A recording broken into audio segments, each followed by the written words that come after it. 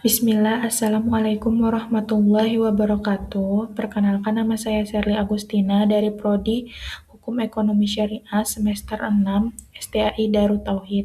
Di sini saya akan mempresentasikan materi yang berjudul Pelaksanaan Perjanjian dan Akibat Perjanjian.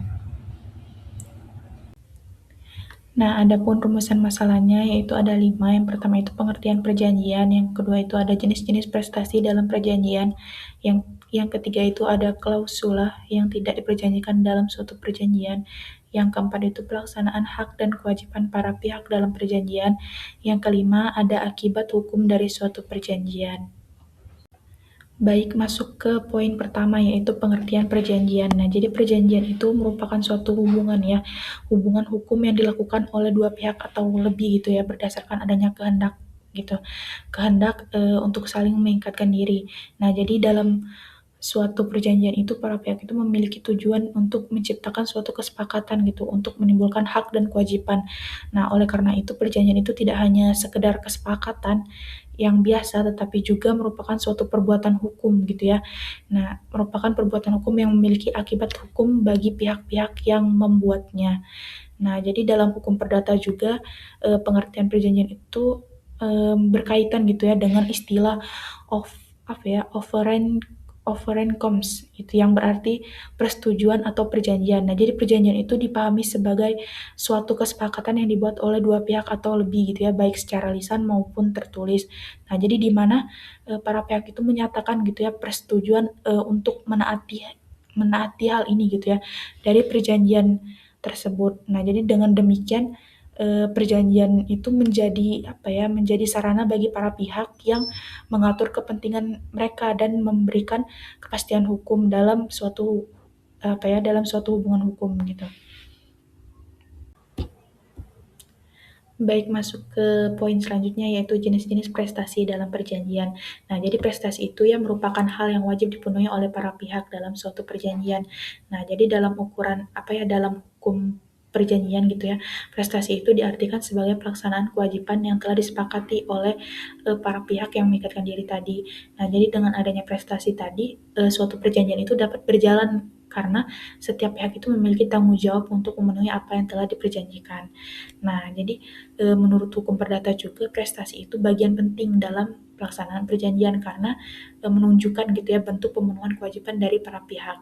Nah, berdasarkan pasal 1234 di apa ya di Undang-Undang KUH Perdata juga prestasi itu apa ya, prestasi itu dalam suatu perjanjian terdiri dari 3 bentuk. Nah, yang pertama itu memberikan sesuatu, selanjutnya berbuat sesuatu, dan tidak berbuat sesuatu. Nah, yang pertama itu prestasi berupa memberikan sesuatu. Nah, jadi berarti para pihak itu memiliki kewajiban yang harus diserahkan gitu ya, baik suatu benda atau sesuatu yang telah disepakati kepada pihak lain. Contohnya itu dalam perjanjian jual beli yaitu penjual itu memiliki kewajiban menyerahkan barang, sedangkan pembeli itu memiliki kewajiban untuk membayar harga sesuai dengan kesepakatan. Nah, yang kedua itu prestasi berupa berbuat sesuatu. Nah, berarti seseorang itu wajib gitu ya melakukan suatu tindakan tertentu sebagaimana yang telah diperjanjikan. Nah, yang ketiga itu prestasi berupa tidak berbuat sesuatu. Berarti pihak dalam apa ya, dalam perjanjian itu memiliki kewajiban gitu untuk tidak melakukan suatu tindakan tertentu yang telah dilarang atau disepakati dalam perjanjian. Nah, dengan adanya prestasi itu menjadi unsur gitu ya, unsur utama dalam perjanjian karena menjadi ukuran apakah para pihak itu telah menjalankan kewajiban gitu ya atau belum gitu. Nah, masuk ke materi selanjutnya yaitu klausula yang tidak diperjanjikan dalam suatu perjanjian gitu ya. Nah, dalam suatu perjanjian itu para pihak itu pada dasarnya diberikan kebebasan gitu untuk menentukan isi dan ketentuan yang apa gitu ya. Apa saja gitu yang akan dicantumkan sesuai dengan kesepakatan bersama. Nah, jadi klausula yang tidak apa ya yang tidak diperjanjikan yang diperjanjikan itu dapat dikaitkan gitu ya dengan adanya klausula baku yaitu ketentuan dalam perjanjian yang telah dibuat atau dipersiapkan terlebih dahulu gitu ya oleh salah satu pihak. Nah, jadi tanpa adanya proses negosiasi mengenai isinya gitu ya dengan pihak satunya gitu. Nah, jadi klausula itu biasanya sudah dicantumkan gitu ya dalam dokumen perjanjian. Jadi sehingga pihak lain itu hanya memiliki pilihan untuk menerima atau menolak perjanjian tersebut. Nah, jadi di kondisi ini gitu ya, sering terjadi dalam transaksi bisnis gitu ya, seperti perbankan, jual beli, dan layanan jasa. Nah, jadi meskipun klausula klausula yang tidak diperjanjikan dapat digunakan untuk memberikan kemudahan dan efisiensi gitu ya dalam suatu perjanjian gitu, keberadaannya tetap memiliki batasan gitu ya. Jadi klausula tersebut itu tidak boleh gitu berisi ketentuan yang merugikan salah satu pihak gitu. Terutama apabila menghilangkan atau mengalihkan tanggung jawab yang seharusnya menjadi kewajiban pihak tertentu. Nah, jadi dengan itu gitu ya, klausula yang tidak dapat diperjanjikan itu yang tidak diperjanjikan itu ya, bukan berarti tidak memiliki akibat hukum gitu ya. Nah, jadi apabila suatu klausula telah tercantum dalam perjanjian dan disetujui oleh para pihak gitu ya, maka klausula tersebut dapat mengikat gitu ya sebagaimana perjanjian pada umumnya. Nah, namun gitu ya klausula tersebut juga tetap harus gitu ya, tetap harus memenuhi prinsip keadilan, keseimbangan dan tidak bertentangan dengan ketentuan hukum yang berlaku gitu.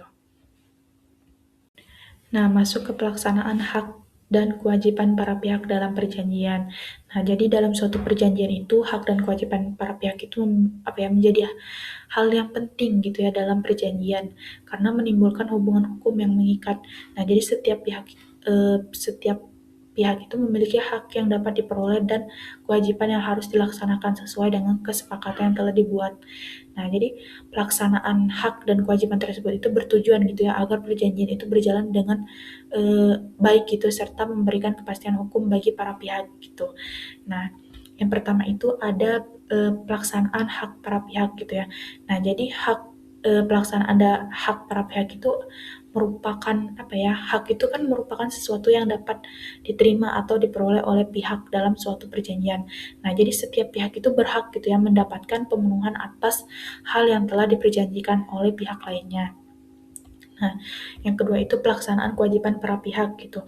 Nah, jadi kewajiban kewajiban itu merupakan suatu yang harus dilakukan gitu oleh pihak yang terikat dalam perjanjian. Nah, jadi kewajiban tersebut itu biasanya merupakan pemenuhan prestasi gitu ya yang memberikan sesuatu, melakukan sesuatu atau tidak melakukan sesuatu. Nah, jadi pemenuhan prestasi itu menjadi bentuk tanggung jawab gitu bagi para pihak agar tujuan dari perjanjian itu dapat tercapai. Nah, yang ketiga itu ada keseimbangan hak dan kewajiban dalam perjanjian. Nah, jadi dalam pelaksanaan perjanjian itu hak dan kewajiban para pihak itu harus berjalan sesuai berjalan dengan seimbang gitu ya. Nah, jadi hak yang dimiliki oleh satu pihak akan berhubungan dengan kewajiban berhubungan dengan kewajiban pihak lain gitu. Nah, yang keempat itu pelaksanaan perjanjian berdasarkan itikat baik.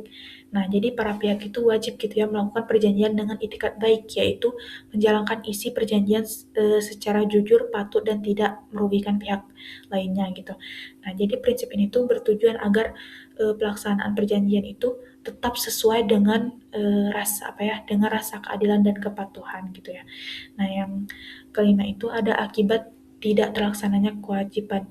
Nah, jadi akibat dari tidak terlaksananya kewajiban itu apabila salah satu pihak tidak memenuhi kewajiban sesuai dengan perjanjian gitu ya, maka dapat terjadinya wan prestasi. Nah, jadi wan prestasi itu dapat berupa tidak memenuhi prestasi gitu, terlambat memenuhi prestasi atau melakukan prestasi tetapi tidak sesuai dengan kesepakatan. Nah, jadi pihak yang dirugikan itu dapat meminta gitu ya, dapat minta pemenuhan haknya gitu untuk menuntut ganti rugi sesuai dengan ketentuan hukum. Nah, masuk ke pembahasan yang terakhir yaitu akibat hukum dari suatu perjanjian. Nah, akibat hukum dari suatu perjanjian itu merupakan konsekuensi yang muncul gitu ya setelah adanya kesepakatan antara para pihak gitu ya. Nah, jadi perjanjian yang menimbulkan hubungan hukum itu berupa hak dan kewajiban yang harus dipenuhi oleh masing-masing pihak gitu. Dan dalam hukum perdata, akibat hukum perjanjian itu diatur dalam buku 3 ya, buku 3 KUH Perdata, khususnya pasal 1338 sampai pasal 1341 KUH Perdata. Nah, jadi perjanjian yang dibuat itu secara sah itu memiliki kekuatan yang mengikat gitu ya, yang mengikat bagi para pihak yang membuatnya. Nah, Artinya, isi perjanjian itu wajib dilaksanakan dan tidak dapat dibatalkan secara sepihak tanpa ada alasan yang sesuai dengan hukum dan persetujuan dari kedua belah pihak gitu. Nah, yang pertama itu adanya yang pertama itu timbulnya hak dan kewajiban para pihak. Nah, ya, akibat utama dari suatu perjanjian itu kan adalah munculnya hak dan kewajiban bagi para pihak tadi. Nah, jadi pihak yang satu itu berhak memperoleh prestasi, sedangkan pihak lainnya itu memiliki kewajiban untuk memenuhi prestasi tersebut. Nah, jadi prestasi yang dimaksud itu dapat berupa memberikan sesuatu, melaksanakan sesuatu, dan tidak melakukan sesuatu sesuai dengan isi perjanjian tadi. Nah, yang kedua itu perjanjian memiliki kekuatan yang mengikat. Nah, jadi suatu perjanjian itu yang telah memenuhi syarat sah tadi sesuai dengan perjanjian itu memiliki kekuatan yang mengikat bagi para pihak tadi. Nah, jadi hal ini tuh dikenal dengan asas fakta san servanda gitu ya, yaitu kesepakatan yang telah dibuat itu harus dihormati dan dilaksanakan sebagaimana aturan yang telah mengikat para pihak. Nah, jadi dengan adanya asas ini tuh perjanjian itu memberikan kepastian hukum terhadap hubungan yang telah dibuat. Nah, yang ketiga itu dilaksanakannya dengan itikat baik. Nah, jadi dalam melakukan perjanjian itu para pihak itu wajib gitu ya bertindak dengan itikat yang baik. Artinya perjanjian itu harus dijalankan secara jujur, patut dan sesuai dengan kepantasan agar tidak merugikan salah satu pihak. Nah, yang keempat itu terjadinya wan prestasi. Nah, apabila salah satu pihak tidak melaksanakan kewajibannya gitu ya sesuai dengan isi perjanjian tadi, maka dapat timbul wan prestasi. Nah, wan prestasi itu dapat berupa tidak memenuhi kewajiban tadi, terlambat memenuhi kewajiban dan atau melaksanakan kewajiban tetapi tidak sesuai dengan isi perjanjian tadi. Nah, jadi pihak yang dirugikan itu dapat meminta pemenuhan perjanjian gitu ya maupun menuntut ganti rugi sesuai dengan ketentuan hukum tadi. Nah, kesimpulan dari pembahasan ini yaitu perjanjian itu merupakan hubungan hukum yang lahir dari kesepakatan para pihak dan menimbulkan hak serta kewajiban yang harus dipenuhi. Nah, jadi dalam pelaksanaannya itu para pihak itu wajib gitu ya memenuhi prestasi berupa memberikan sesuatu, berbuat sesuatu atau tidak berbuat sesuatu dengan tetap memperhatikan gitu itikat baik dan keseimbangan gitu ya.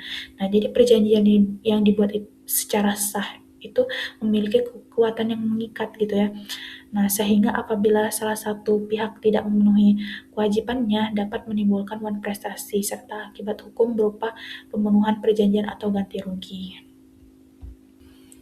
Nah, sekian presentasi yang dapat saya sampaikan. Mohon maaf apabila ada kata-kata yang salah. Saya akhiri. Wassalamualaikum warahmatullahi wabarakatuh.